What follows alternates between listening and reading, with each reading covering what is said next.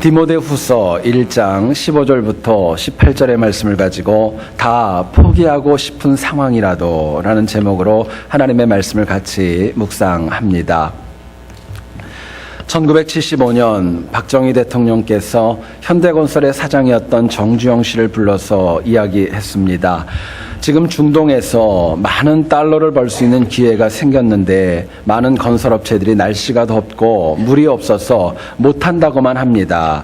만약에 정 회장도 못한다고 하면은 나도 더 이상 말하지 않고 포기하겠습니다. 이야기를 했어요. 이에 정주영 회장은 즉시로 중동으로 향하여서 출장을 다녀옵니다. 그리고 다녀온 다음에 대통령에게 이렇게 보고를 했답니다. 아마도 하늘이 우리를 돕는 것 같습니다. 모든 사람들은 다 안 된다고 얘기했는데 하늘이 돕는다는 정말 반대의 의견을 내놓았던 것입니다. 여기에 대통령이 이유를 묻자 정주영 씨가 이렇게 얘기를 했답니다.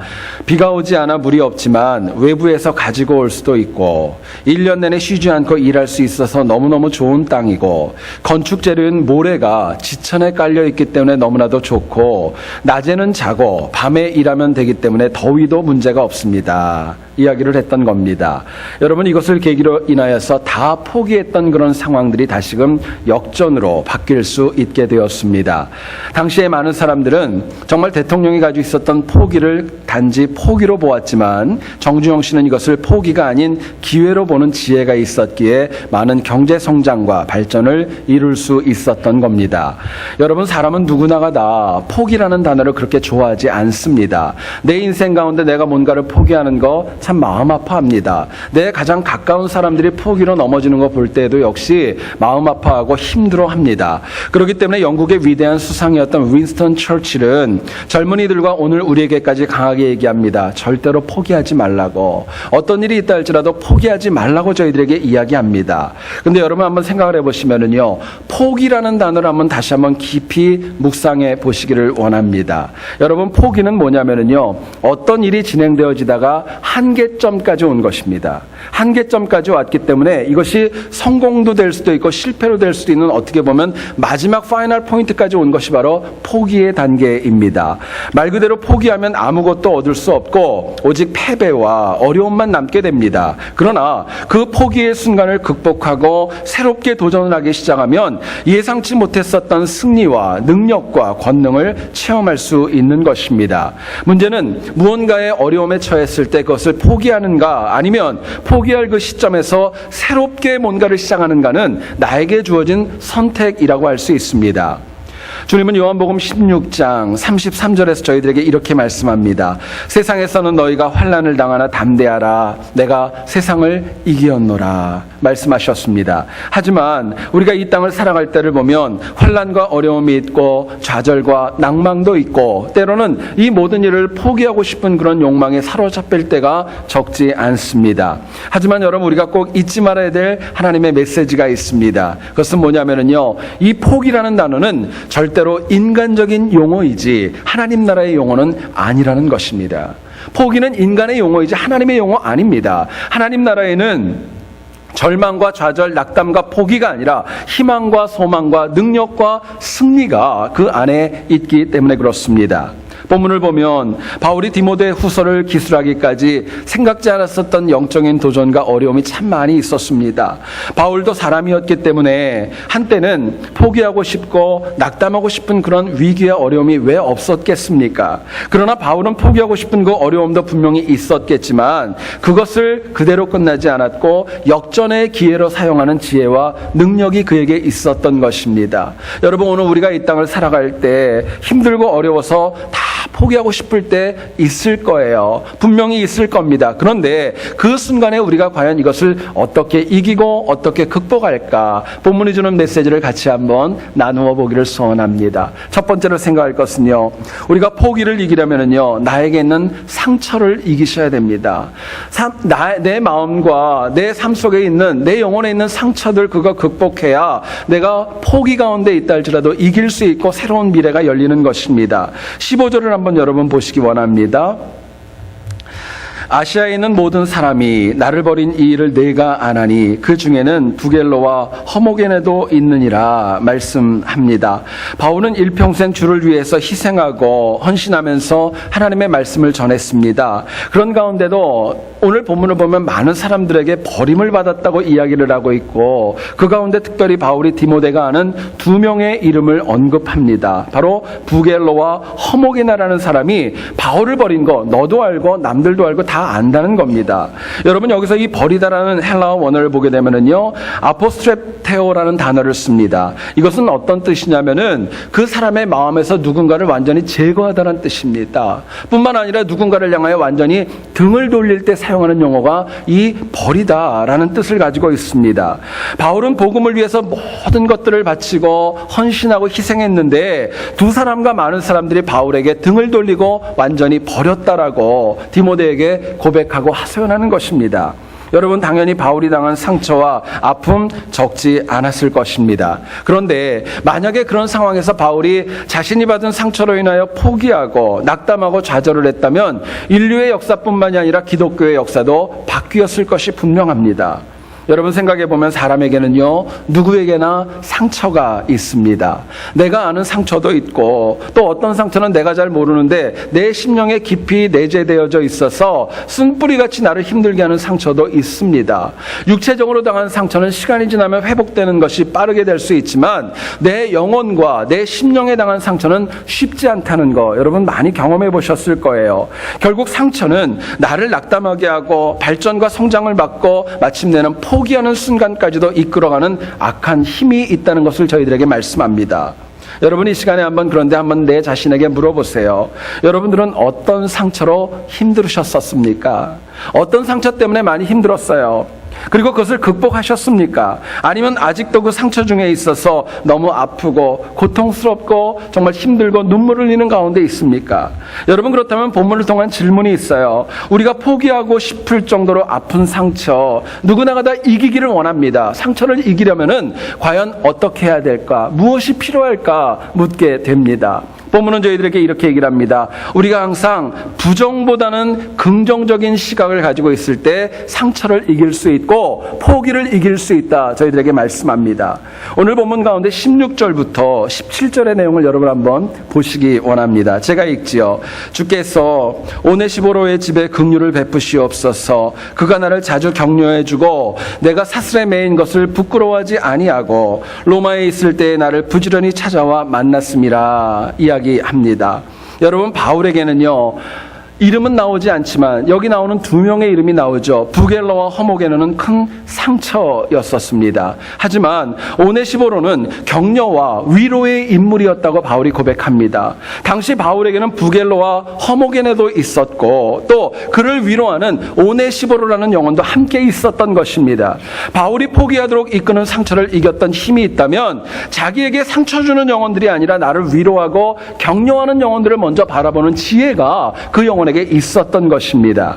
여러분, 우리 인생 가운데는요, 매사에 양면성이 있습니다. 항상 긍정도 있고 부정도 있는 것입니다. 중요한 것은 내가 긍정보다는 부정을 갖다 택하는 경우가 너무나도 많이 있기 때문에 내가 넘어지기도 하고 상처받기도 하고 포기하는 경우들이 너무나도 많이 있다는 것입니다. 여러분, 사람은 죄성이 있기 때문에요, 나를 향한 칭찬보다도 나에게 있는 상처가 더 아픈 것입니다. 100번 잘하는 것보다 한 번 상처받으면요, 그것 때문에 마음 쓰이는 것이 인간의 모습입니다. 얼마 전에 저희 교회에 처음 온 청년이 저한테 직접 얘기한 거는 아니었고 어떤 분들과 대화하면서 저에 관해서 이렇게 이야기를 했답니다. 목사님을 보게 되면은 어떤 한국에 있는 코미디언 연예인이 생각이 난다는 거예요. 자꾸 웃지 마세요. 머리에 상상하지 마시고, 제가 설교에는 이 원고에다 써놨는데 그냥 얘기합시다. 김구라를 닮았대요, 제가. 근데 그 말이 제가 너무너무 마음이 아팠어요. 그러면서 그 다음에 그렇게 얘기를 했답니다. 근데 목사님이 인상이 더 좋다고. 아멘까지 할 거는 없고요. 그런데 저는 개인적으로요, 그 김구라라는 그 탤런트 잘 모릅니다. 근데 별로 좋아하지는 않아요. 왜냐면 그분이 말씀하는 게 굉장히 좀 험악하기도 하고 공격적이기도 하고 이게 부정적인 얘기를 많이 해서 저는 그분이 좋지 않습니다. 그런데 그 청년이 했다는 얘기 중에서요, 인상이 좋다는 말도 있었고 김구라 같다는 말이 있었는데 제 마음에 남은 것은 김구라 같다는 게 더 많이 남아있더라고요. 참 많이 마음이 안 좋았어요. 여러분, 사실 이게 인간입니다. 부정과 긍정은 항상 내 앞에 있습니다. 그런데 중요한 것은요, 내가 무엇을 선택하느냐에 따라서 내 인생의 결과는 달라지는 것입니다. 부정이 없기 때문에 긍정을 바라보는 것 아닙니다. 부정이 있기 때문에 더 긍정을 바라보는 지혜가 저희들에게 필요한 거예요. 생각해보면 아무리 곤고한 인생이라 할지라도 긍정의 요소가 우리들에게는 분명히 있습니다. 여러분, 긍정적인 시각을 가지면은요, 모든 것들을 포기하고 싶은 상황에서도 나를 소생하게 하는 힘이 있습니다. 능력과 새로운 비전을 공급해 주는 거예요. 실제로 사도 바울은 옥중에서 오네시보로의 방문으로 인하여서 많은 위로와 상처의 치유를 경험하는 것, 저희들에게 오늘 본문을 통해 고백해 주고 있는 것입니다. 말씀을 묵상하다 그런 생각이 들었습니다. 목회를 하다 보면 때로는 갈등도 있고 서로 다른 것으로 인하여서 상처받고 아플 때가 참 많이 있습니다. 이해가 안 될 때도 있고 말로 표현할 수 없을 만큼의 힘들고 고통스러운 순간들이 적지 않습니다. 사람이기 때문에 저 마음에도 모든 것들을 다 놓고 싶을 때 왜 없겠습니까? 그런 경우들이 적지 않습니다. 그러나 생각해보고 기도하고 또 엎드리다 보면 제 마음에 주시는 마음이 있습니다. 예수님도 힘드셨고 사도 바울도 힘들었다는 것을 저에게 위로로 주십니다. 뿐만 아니라 제가 힘들 때마다 그런 위로를 참 많이 주십니다. 그래도 부정적인 것들이 있지만 긍정적인 게 더 많이 있지 않니? 긍정적인 것을 바라보고 이기라는 말씀을 제가 참 많이 듣고 다시 일어서곤 합니다. 여러분, 인간은 모두가 다 다릅니다. 각자의 시각과 결정이 다 다를 수밖에 없어요. 부부도 다를 수밖에 없는 것입니다. 문제는 나하고 다르다고, 나하고 의견이 다르다고 타인에게 상처를 주는 거, 실수를 주는 그런 부겔러와 허모게네의 모습을 저희들은 가지고 있는 것, 그것은 없어야 될 것입니다. 여러분, 주님은 저희들에게 말씀하십니다. 타인을 축복해야 되고 그분이 축복을 받아들이지 않으면 그 축복이 나에게 온다라고 주님 말씀하셨어요. 이것을 다르게 적용을 하게 되면은요, 내가 누군가에게 상처를 주고 그분이 상처받지 않으면 그 상처는 나에게도 올 수 있는 것입니다. 여러분, 그렇기 때문에 우리가 매사를 부정적으로 보는 것, 극복하는 지혜와 결단이 필요합니다. 여러분, 부정적인 시각은요, 상처와 포기를 유발하지만 긍정은 치유와 능력을 열매로 맺어가기 때문에 그렇습니다. 성경을 보면 주님의 공생의 기간에 참 많은 영혼들이 주님 앞에 나와서 치유받고 회복되는 것을 보여줍니다. 12년 동안이나 혈루증으로 아팠던 여인이 주님 앞에 나와서 그 옷자락을 뒤에서 잡음으로 인하여서 깨끗하게 되었습니다. 거라사인 지역에서 군대 귀신이 들려가지고 누구도 컨트롤하지 못했던 그 영혼, 예수님을 만나고 온전하게 되었습니다. 많은 사람들에게 너무너무 싫은 바가 되었고 많은 사람들에게 버림받았던 여리고의 세리장 삭개오도 역시 주님을 만남으로 인하여 온전한 회복을 체험하게 됩니다. 생각해 보시면 이 세 영혼을 제가 말씀을 드렸는데요, 하나는 정결하지 못하고 하나는 귀신 들렸고 하나는 세리라는 이유 때문에 당시 많은 사람들에게 부정적으로 보였고 많은 사람들에게 긍정적인 시각을 가지지 못했던 것입니다. 아마 말은 하지 않았지만 이 세 영혼뿐만이 아니라 당시 어려웠던 영혼들, 말로 표현할 수 없는 상처와 외면으로 인하여 아파할 수밖에 없었을 것입니다. 그런데 예수님께서는요, 찾아오는 그들을 향하여서 긍정적인 시각으로 그들을 대하십니다. 포기하려던 인생이 새롭게 시작되어지는 역사가 일어나는 것입니다. 여러분, 성경을 보고 인류 역사를 보게 되면 예수님께서는 아무리 큰 죄인이라 할지라도, 아무리 범죄가 많고 아무리 사악해도 주님은 누구도 부정하지 않는 것입니다. 긍정해 주시고 또 믿는 영혼들에게 천국을 주시겠다고 하나님 말씀하시면서 우리에게도 구원을 허락해 주시는 것입니다. 그럼에도 불구하고 우리가 누군가를 부정하여 상처 준다면 그것은 하나님 기뻐하는 모습 아닙니다. 여러분, 이것은 인간관계뿐만이 아니라 세상을 살아가는 시각도 그래요. 매사에 부정적인 것만 바라보게 되면요, 내가 힘듭니다. 내가 넘어지는 거예요. 그러나 긍정적인 시각을 가지면요, 하나님이 주시는 지혜로 새로운 길이 열리는 것입니다. 아프리카에 가면 아비니시온이라는 마을에는 다리가 세워지지 않은 큰 개울이 있다고 합니다. 평소에는 그 개울을 건너는데 아무런 문제가 없지만 다리가 없어도 괜찮았습니다. 그런데 비가 오거나 홍수때가 되게 되면은요, 물살이 굉장히 세워지고 또 그곳에 잘못 들어가게 되면 많은 사람들이 급류에 휩쓸려가지고 사망하는 경우도 있다고 합니다. 그런데 이곳에 어떤 선교사님이 들어가서 사역을 하면서 홍수가 나도 이 개울에서 누구도 피해를 입지 않고 급류에 휩쓸리지 않는 지혜로운 방법을 그들에게 줍니다. 다른 것 아닙니다. 이들이 비가 오고 홍수가 나도 어깨에 무거운 돌 하나를 쥐고 이고 나서 그 다음에 그 개울을 건너는 것입니다. 여러분 생각해 보세요. 돌 무게 때문에 이 급류에 휩쓸리지 않는 거예요. 생각해 보면 무거운 돌을 진다는 것, 이것은 부정적인 것입니다. 그러나 역으로 생각하면 그 돌이 홍수 중에도 내 생명을 살리는 구원줄이라고 생각하면은요, 긍정적인 것이 될 수 있는 것입니다. 여러분 잊지 마셔야 될 것, 하나님께서는요, 부정적인 시각을 통해서는 절대로 역사하지 않습니다. 여러분 잊지 마세요. 누구라도 부정적인 시각으로 뭔가를 할 때 하나님이 그것에 절대로 역사하지 않는 것입니다. 우리가 고린도후서 1장 19절을 보면 바울이 이렇게 얘기를 합니다. 너희 가운데 전파된 하나님의 아들 예수 그리스도는 예하고 아니라 함이 되지 아니하셨으니 그에게는 예만 되었느니라 이야기합니다. 부정 아니라는 거예요. 긍정이라는 것입니다. 하나님은 절대로 부정이 아닌 긍정의 하나님으로 우리에게 다가오십니다. 여러분 그렇기 때문에 세상이 주는 상처와 포기가 절대로 긍정의 하나님 때문에 내가 넘어지지 않는 것입니다.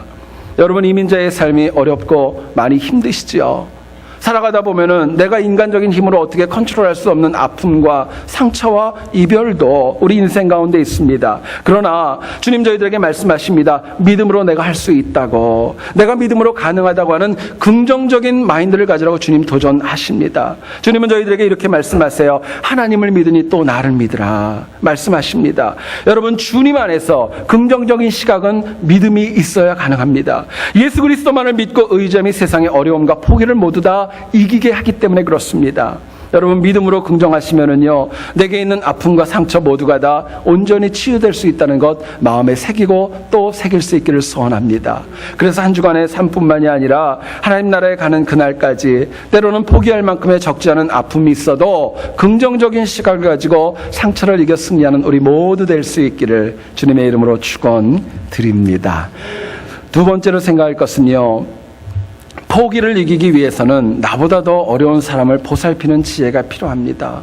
내가 포기할 수밖에 없는 어려운 가운데 있을 때 나만을 바라보는 것이 아니라 내 주변의 어려운 영혼들을 돕고 세우는 지혜가 필요합니다. 여러분 로마 감옥에서 바울은 자유롭지 못했습니다. 투옥 중에 있었어요. 할 수 있는 것보다 할 수 없는 것들이 더 많았습니다. 게다가 나이도 들어가면서 바울의 건강 좋지 않았습니다.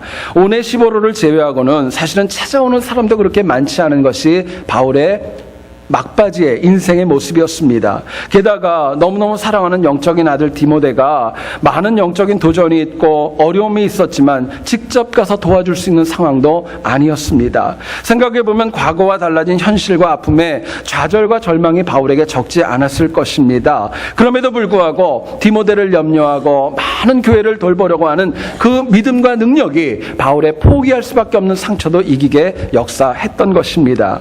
오히려 본문을 보면은요, 더 마음을 씁니다. 디모데를 생각하고요, 또 자신을 열심히 찾아왔던 오네시보로라고 하는 영혼을 염려하고 아파합니다. 여러분 오늘 본문에 등장하는 이 오네시보로를 보게 되면은 많은 주석학자들이 그렇게 이야기를 합니다.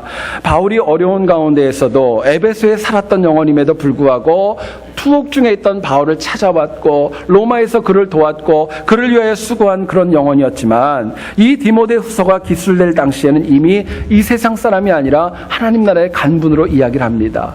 그렇기 때문에 바울이 얘기하는 거예요. 그 가정에 가서 위로하라고 바울이 디모데에게 얘기하는 것입니다. 여러분 바울이 모든 것을 알기 때문에 자신이 포기할 수도 있는 아픔이 있었지만 에베소에 있는 오네시보로의 가정, 남은 사람들을 살피고 보살피면서 너도 어려움을 이기라고 바울이 권면하고 강조하는 것입니다. 여러분 그런데 저를 비롯한 많은 사람들은 다 타인의 아픔과 어려움은 고사하고 눈앞에 있는 내 문제로 인하여 아파하고 힘들어할 때가 더 많이 있습니다. 게다가 주관적으로 내 문제를 해결하려고 하니까 그 문제가 제대로 해결되지도 않을 뿐만이 아니라 쉽지 않게 어려움만 더 많이 발생합니다. 그렇기 때문에 우리가 정말 누군가를 갖다가 돕고 격려할 때, 내가 어렵고 힘들 때, 더 많이 도우려고 할 때 하나님께서 나에게 포기를 이길 수 있는 길을 열어주신다고 저희들에게 말씀합니다. 여러분, 오늘 본문 가운데 질문이 있습니다. 그렇다면 우리가 더 어려운 사람들을 어떻게 보살펴야 될까요? 내 주변에 있는 영혼들을 어떻게 보살펴야 내가 당하는 상처, 포기의 아픔, 그 영혼이 당하는 포기의 상처를 이기게 할 수 있을까 묻게 됩니다. 본문은 저희들에게 이렇게 얘기를 합니다. 신앙인이 누군가를 도울 때 감동을 받을 만큼 도우라는 것입니다. 그냥 돕는 거 아닙니다. 감동받도록, 은혜 받을 수 있도록 도우라는 거예요.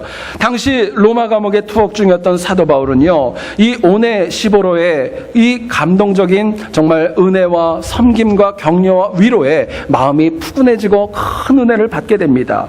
본문 17절을 보면 이렇게 얘기를 합니다. 오네시보로가 부지런히 찾아와서 나를 만났습니다 이야기합니다. 또 바울은 18절에서요 이렇게까지 얘기를 합니다. 주님께서 그로 하여금, 오네시보로로 하여금 그날의 주의 긍휼을 입게 하여 주소서라고 기도했던 것도 말씀합니다. 여러분, 당시 투옥 중이었던 바울을 만나는 것 참 많이 번거로운 것이었었습니다. 오늘날과 같이 교통이 좋지 않고 또 쉽게 이렇게 일이 되지 않아서 정말 동역자들이 많이 있었지만 실제로 외로운 바울을 찾아서 위로했던 영혼은 그렇게 많지 않았던 것입니다. 그런데 이 오네시보로라는 영혼은요, 에베소에서부터 로마까지 긴 여정이었지만 와서 자주 바울을 방문하게 됩니다. 뿐만 아니라 성경을 보니까 투옥 중에 있었던 그 죄의 수를 만약에 이렇게 가서 면회하고 그런 가운데는 때로는 벌을 받을 수 있고 고소도 당할 수 있었다고 합니다. 그럼에도 불구하고 바울을 섬겼던 오네시보로의 섬김에 바울의 마음에는 엄청난 감동을 받게 되었던 것입니다. 여러분, 우리가 누군가를 돕고 섬길 때 내 기준으로 이 정도면 되었다고 생각하는 그것은 바른 거 아닙니다. 내 기준대로 섬기는 것은요, 내 생각이지 상대방의 감동을 받을 거라고 생각하는 것은 사실은 맞지 않는 이치입니다. 저희 교회는 토요일 날 새벽 기도회를 끝나고 나서 모든 교인들이, 참석한 교인들이 함께 김치찌개를 통화해서 아침을 잘 먹습니다. 드셔보신 분들은 알지만 참 맛이 좋습니다. 좀 많은 분들에게 제가 부탁하는데요, 오셔서 좀 드시고 가세요. 너무너무 맛이 있어요. 근데 제가 교회에서 끓여주는 김치찌개보다 더 좋아하는 게 있습니다. 저희 아내가 끓여주는 김치찌개입니다. 그런데 제가 바빠가지고 집에 들어가서 같이 식사할 시간이 사실은 거의 없습니다. 그래서 집에 들어갔는데 그날따라 김치찌개를 해주시면 내가 너무너무 마음이 좋고, 해주면이 아니라 해주시면입니다. 너무너무 기분이 좋고 감사해요. 근데 참 아쉬운 거는 뭐냐면은 더 먹고 싶은데 살찐다고, 그만 먹으라 그러고, 밥그릇도 적게 하고, 주는 양도 적고 그러면요, 굉장히 마음이 상합니다. 교회에서는요, 더 먹으라 그러는 것도 굉장히 부담인데, 먹고 싶은데 안 주는 것도 여러분 참 부담이에요. 여러분 생각해 보세요. 기준은요, 내가 섬기는 사람의 기준 아닙니다. 섬김을 받는 사람의 기준에 맞게 해야 감동이 있는 것입니다. 섬김과 격려의 기준은요, 내가 아닌 상대방이 감동을 받도록 상대방에게 맞추는 지혜가 저희들에게 필요합니다. 그래야 내 상처도 이길 수 있고 또 아픈 사람도 이기게 할 수 있는 것입니다. 요한복음 13장을 보면 예수님께서 잡히시던 날 밤에 제자들의 발을 씻기는 세족식이 있습니다. 당시 세족식 상황을 여러분 한번 머리에 그려보시기 원합니다. 식사하시다가 갑자기 허리에 수건을 두르시고 제자들에게 다가가셔서 그들의 발을 씻기십니다. 여러분, 자세가 어땠을까요? 주님은 가만히 서 계시는데 제자들이 발을 쭉 올려가지고 씻어주셨을까요? 사실은 그렇지 않은 것입니다. 주님이 제자들의 발 있는 데까지 앉으셨고 낮추셨고 그래서 발을 씻어주신 거예요.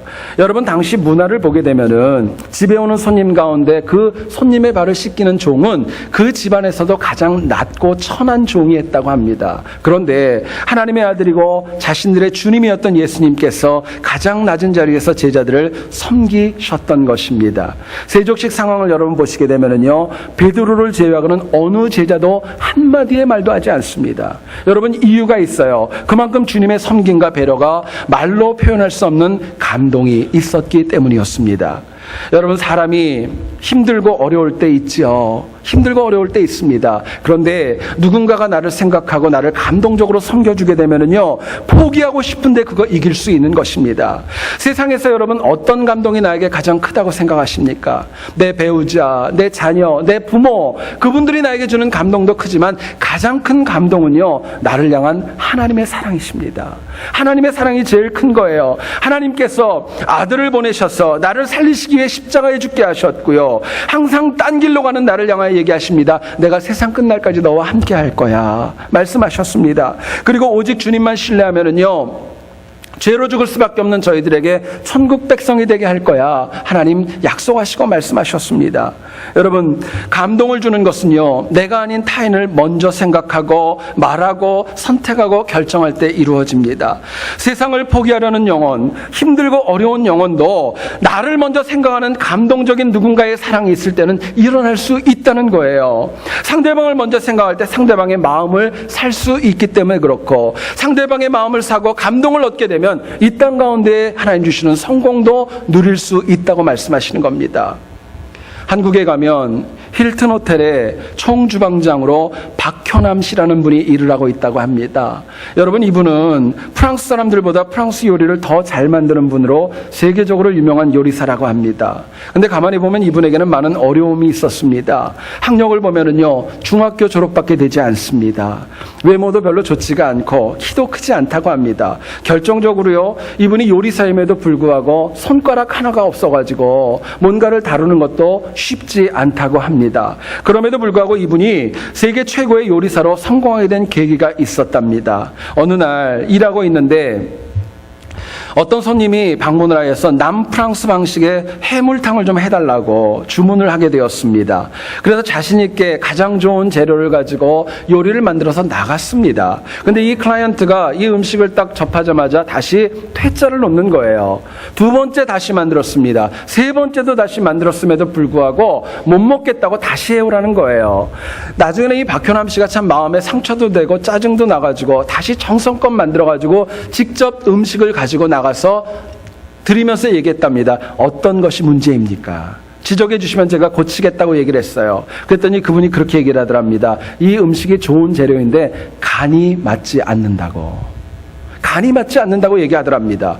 여러분, 음식을 갖다가 하는 사람에게 제일 중요한 것이 간을 맞추는 거 아니겠습니까? 그런데 이 일을 계기로 인하여서 박현암 씨는요, 자신의 요리에 관한 철학이 바뀌게 됩니다. 그 이전에는요, 자기의 보기에 좋은 입맛대로 내 입맛에 맞추어서 요리를 했었는데 이제 그것이 아니라는 것을 깨닫게 됩니다. 그 다음부터 이분이 가지고 있는 습관이 생겼어요. 손님들이 음식을 먹고 남긴 것들, 또 다 먹은 것들, 무엇을 먹고 무엇을 남겼는지를 분석하기 시작합니다. 그리고 손님들이 뭘 좋아하고 어떻게 해야 좋아할지를 그 감동받게 하기 위해서 맛을 찾아가는 여행을 계속 수고하고 헌신했던 거예요.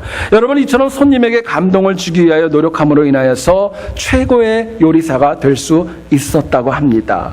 여러분, 내가 힘들고 어려울수록, 내가 포기하고 싶을수록 내 주변에 있는 사람들을 감동케 해야 될 이유가 바로 여기에 있습니다. 여러분, 감동을 주려면은요, 내 자신의 마음이 녹아야 됩니다. 내가 은혜가 있어야 될 뿐만이 아니라 타인을 먼저 생각하는 좀 더 봉사하고자 하는 결단이 저희들에게 필요한 것입니다. 여러분, 내가 누군가를 감동케 하려면은요, 지금 하는 것보다 조금만 더 하세요. 조금만 더 하세요. 칭찬할 말이 있다면 한마디만 하지 마시고 두 마디 해주세요. 누군가를 살피려면 이 정도만 되었다고 하지 마시고 한 번 더 관심과 한 번 더 수고를 하시는 지혜가 필요합니다.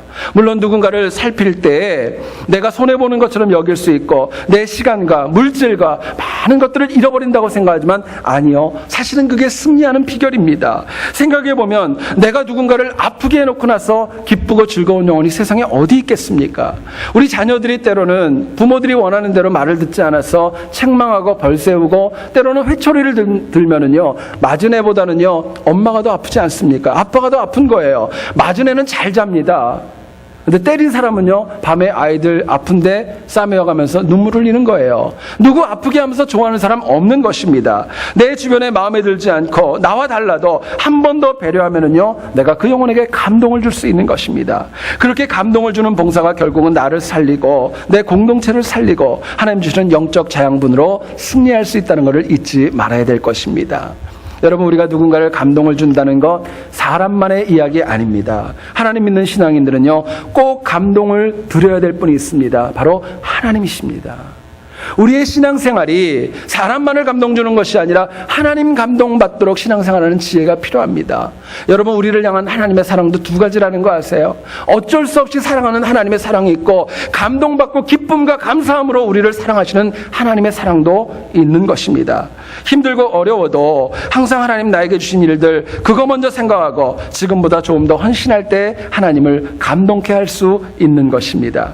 여러분, 생각해 보세요. 하나님이 내가 헌신하고 내가 수고하고 내가 봉사하는 것 통해서 하나님이 감동받으시면 내 인생이 어떻게 변화될까요? 너무너무 당연하지 않겠습니까? 우리가 한 주간뿐만이 아니라 평생 동안 포기하고 싶은 아픔이 있다 할지라도 내 주변의 아픈 영혼들, 그들을 하나님의 사랑으로 감동시킴으로 인하여서 승리하는 우리 모두 될 수 있기를 주의 이름으로 축원드립니다.